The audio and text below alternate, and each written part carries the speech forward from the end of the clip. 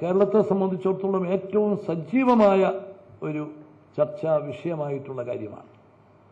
ചർച്ചയ്ക്ക് അതീതമായി വലിയ ആശങ്കയും ഭയപ്പാടുകളും അത് നമുക്ക് പറഞ്ഞറിയിക്കാൻ പറ്റാത്തതിലധികമായിട്ടാണ്. അത് ആ മേഖലകളിൽ ചെല്ലുന്നവർക്കും ആ മേഖലകളിൽ പെട്ടവരുമായി സംസാരിക്കുമ്പോൾ നമുക്കത് മനസ്സിലാക്കാൻ സാധിക്കും.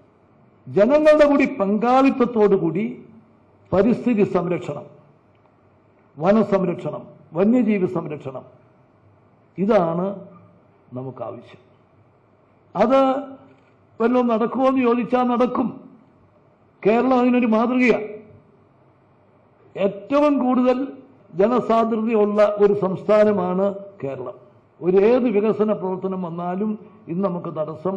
അതിനാവശ്യമുള്ള ഭൂമി കിട്ടില്ല, കിട്ടിയാൽ അത് സമയത്ത് കിട്ടത്തില്ല.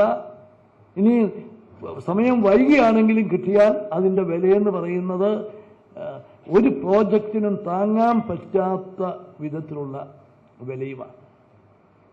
അപ്പം അങ്ങനെയുള്ള ഈ സംസ്ഥാനത്ത് വനവിസ്തൃതിയുടെ കാര്യത്തിൽ ഏറ്റവും മുന്നിൽ നിൽക്കുന്ന ചില സംസ്ഥാനങ്ങളിൽ ഒന്നാണ് കേരളം.